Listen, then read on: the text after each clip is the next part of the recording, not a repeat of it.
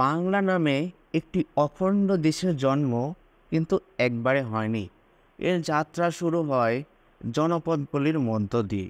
যেমন ধরেন গৌড়, বঙ্গ, পুন্ড্র, হরিকেল, সমোদর, বরেন্দ্র, এরকম প্রায় 16টি জনপদের কথা জানা যায়।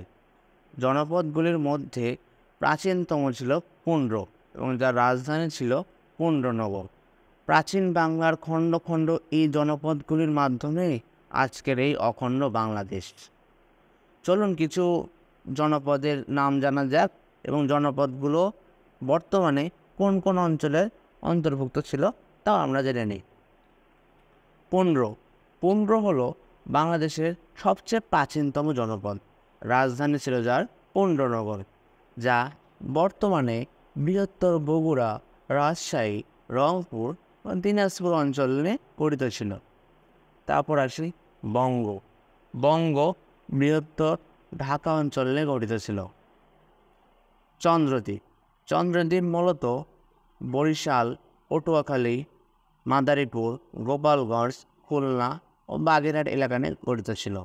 তারপর আসি সমতট ছিল বৃহত্তর কুমিল্লা ও নোয়াখালী অঞ্চল নিয়ে। তারপর আসি রাঢ়ের রাজধানী ছিল কটিবর্ষী, যা ভাগীরথী নদীর পশ্চিম তীরে অবস্থিত ছিল। তারপর আসি গৌড়ের রাজধানী ছিল কর্ণসুবর্ণ এবং গৌড়ের স্বাধীন নরপতি ছিলেন শশাঙ্ক। চাঁপাইনবাবগঞ্জ, মুর্শিদাবাদ, মালদহ ও নদীয়া অঞ্চল নিয়ে এর অংশ ছিল। আর বাংলার প্রাচীন স্বাধীন মুসলিম সালতানের রাজধানী ছিল সোনারগাঁও এবং মহস্থানগড় একসময় বাংলার রাজধানী ছিল, তখন তার নাম ছিল পুন্ড্রনগর। ধারণা করা যায় বাংলার প্রাচীন জাতির নাম ছিল দ্রাবিড় এবং বাঙালি জাতির মূল অংশ এসেছে অস্ট্রিক জাতি থেকে। এই বাংলা এবং বঙ্গ শব্দের উৎপত্তি অনুসন্ধানে আমরা বিভিন্ন ধরনের ধারণা বা হাইপোথিসিস পেয়ে থাকি। প্রথমটি হলো ঐতেরীয় অরণ্যক নামে একটি গ্রন্থ ছিল, যা ছিল ঋগ্বেদের একটি অংশ। বঙ্গ নামের প্রথম উল্লেখ পাওয়া যায় সেখানে। দ্বিতীয়ত আমরা তথ্য পাই প্রাচীনকালে এই অঞ্চলে বসবাসকারী একটি জনগোষ্ঠীর নাম ছিল বঙ্গ এবং বঙ্গ জনগোষ্ঠীর বসবাসের ফলে এই অঞ্চলের নাম হয় বঙ্গভূমি। এবং পরবর্তীতে আমরা ধারণা পাই সর্বপ্রথম দেশবাচক বঙ্গ নামের প্রথম উল্লেখ করেন আবুল ফজল তার আইন-ই আকবরী গ্রন্থে। তিনি বাংলা নামের উৎপত্তি সম্পর্কে দেখান। আবুল ফজল ছিলেন সম্রাট আকবরের সময়কার কবি। আমরা তো সম্রাট আকবরের কথা জানি, তিনি কে ছিলেন? আকবর দ্য গ্রেট, যিনি প্রথম নববর্ষ এর সূচনা করেছিলেন, যার উদ্দেশ্য ছিল রাজস্ব আদায় করা। আমরা জানি আমাদের এই বঙ্গ ছিল অনেক নদী, নদ নদী, খাল বিলে ভরপুর এবং নদ নদীর সেই জলধারাকে আটকানোর জন্য বাঁধ বা আইল নির্মাণ করা হতো। সেই প্রসঙ্গ থেকে আসে বঙ্গ প্লাস আল, এই দুটি শব্দের সমন্বয়ে বাঙ্গাল শব্দের উৎপত্তি হয়। আর এই বাঙ্গাল শব্দ একসময় ইন্দো ইউরোপীয় এবং পর্তুগিজদের দ্বারা বিভিন্ন পর্যায়ে বিবর্তিত হয়ে এ শব্দের উৎপত্তি হয় বাংলা।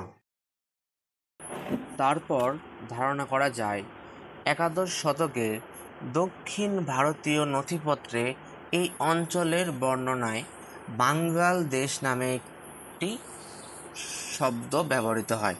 এ দেশের অঞ্চলের লোকদের যোগাযোগের মাধ্যম ছিল বাংলা ভাষা। তারপর ধারণা পাওয়া যায় বিদেশি পর্যটক ইবনে বতুতা তিনি বাঙ্গালা শব্দের ব্যবহার করেন। তখন বাংলার সুলতান ছিলেন ফখরুদ্দীন মোবারক শাহ। তার বিখ্যাত গ্রন্থে বাংলার অপরূপ বর্ণনা পাওয়া যায়। তার বিখ্যাত গ্রন্থটি ছিল কিতাবুল রেহেলা গ্রন্থে এবং ইবনে বতুতা এসেছিলেন মরক্কো দেশ থেকে। আমরা সবাই একটা জিনিস শুনেছিলাম যে ইবনে বতুতার একটি বিখ্যাত উক্তি ছিল, তিনি এই বাংলাকে তার মনের মাধুর্য মিশিয়ে বলেছেন, দোজকিপুর আজ নিয়ামত। অর্থাৎ বাংলাকে তিনি ধন সম্পদের নরক বলেছিলেন। এখানে দোজক বলতে বোঝানো হয়েছে নরক, এবং নিয়ামত বলতে ধন সম্পদ বা প্রাচুর্যতাপূর্ণ বোঝানো হয়েছে। সে সময় সুলতানি আমল ছিল। তারপর ধারণা করা যায় 1352 সালে মোট 6টি জনপদকে একত্রিত করে বাঙ্গালা নামকরণ করেন সুলতান শামসুদ্দিন ইলিয়াস শাহ। জনপদগুলির মধ্যে ছিল হরিকেল, সমতট, গৌড় ইত্যাদি। তিনি নিজেকে দাবি করেছিলেন শাহী বেঙ্গল। এখানে শাহ বলতে বাংলার শাসককে বোঝানো হয়েছে, অর্থাৎ শাহ অর্থাৎ শাসক। এরপর আসি আমাদের সবার পরিচিত সম্রাট আকবরের কথা নিয়ে। তাকে আমরা সবাই বলে থাকি আকবর দ্য গ্রেট। আমরা জানবো কেন আমরা তাকে আকবর দ্য গ্রেট বলে থাকি। প্রথমে জেনে নিই, তার অবস্থান ছিল বাংলাতে 1556 সাল থেকে 1606 সাল অবধি। 1576 সালে মুঘল সম্রাট আকবর বাংলাকে মুঘল সাম্রাজ্যের 12টি সুবাহের একটি ছিল বাংলা। প্রথমে বলে নিই, সুবা বলতে প্রদেশকে বোঝানো হয়েছে। সবচেয়ে জনবহুল, সমৃদ্ধশালী, ধনী, ঘটনাবহুল প্রদেশ ছিল আমাদের এই বাংলা বা সুবা বাংলা। এখন বলি আকবরকে কেন আকবর দ্য গ্রেট বলা হয়। চলো জেনে নিই। তিনি অসাম্প্রদায়িক শাসক ছিলেন, অর্থাৎ কোনো ধর্মকে তিনি ছোট করে দেখতেন না, সবাইকে সম্প্রীতির সাথে অধিকার প্রণয়নে সাহায্য করতেন। তারপর তিনি ছিলেন বাংলা সনের প্রবর্তক। আমরা যে বাংলা সন বা বাংলা সাল, বৈশাখ, জ্যৈষ্ঠ, আষাঢ়, শ্রাবণ ইত্যাদি বলি, এটার প্রবর্তক ছিল সম্রাট আকবর। তারপর নববর্ষের সূচনা করেন সম্রাট আকবর। এই নববর্ষ বা বাংলা সনের প্রবর্তকের পিছনে একটি উদ্দেশ্য ছিল যে রাজস্ব বা খাজনা আদায় তার প্রজাদের কাছ থেকে। এই সুবা বাংলার সীমানা ছিল সমগ্র বাংলা, বিহার, উড়িষ্যা, মিয়ানমার পর্যন্ত। বিভিন্ন সময় এই অঞ্চলের রাজধানী ছিল যথাক্রমে তান্ডা, রাজমহল, ঢাকা, মুর্শিদাবাদ। পুনরায় ইংরেজ আমলে 1854 সালে লর্ড ডালহৌসির সময় নামকরণ করা হয় এবং ব্যাপক পরিচিতি লাভ করে বঙ্গ শব্দটি। আমরা সবাই শুনেছিলাম বঙ্গভঙ্গ এবং বঙ্গভঙ্গ রদ সম্পর্কে। বঙ্গভঙ্গ হয় 1905 সালে। লর্ড কার্জন পূর্ববঙ্গ এবং আসামকে যুক্ত করে নাম দেন পূর্ব বাংলা, কিন্তু এটি স্থায়ী হয়েছিল 1911 সাল অবধি। তখন রাজধানী হয় পূর্ব বাংলার ঢাকা, অর্থাৎ ঢাকা সেই আমল থেকে পূর্ব বাংলার রাজধানী হিসেবে পরিচিতি লাভ করে। তারপর বঙ্গভঙ্গ রদ হয় 1911 সালে। লর্ড হার্ডিঞ্জ এই বঙ্গভঙ্গ রদ করে, অর্থাৎ যে আমরা পূর্ব বাংলা নামটা পেলাম সেটা 1905 সাল থেকে 1911 সাল অবধি এর বিস্তৃত কাল ছিল। তারপর 1947 সালে ইংরেজ ভারত ও পাকিস্তানকে দুটি অংশে বিভক্ত করে। তখন 1956 সালে পাকিস্তানের নতুন সংবিধানে পূর্ব বাংলার নাম পরিবর্তন করে রাখা হয় পূর্ব পাকিস্তান। এই নামটি বহাল ছিল 1956 সাল থেকে 1971 সাল অবধি। পূর্ব পাকিস্তান ছিল সবচেয়ে জনবহুল, প্রাচুর্যপূর্ণ, ধন সম্পদে পরিপূর্ণ, মাটির বৈচিত্র্যতার থেকে শুরু করে পশ্চিম পাকিস্তান হতে অনেক বেশি এগিয়ে ছিল পূর্ব পাকিস্তান। এখন আমরা জানব এই বাংলাদেশ নামটি কিভাবে আমাদের আপন হলো। অনানুষ্ঠানিকভাবে পূর্ব পাকিস্তানের নাম বাংলাদেশ রাখেন আমাদের জাতির জনক বঙ্গবন্ধু শেখ মুজিবুর রহমান। সময়কাল ছিল 1969 সালের 5ই ডিসেম্বর।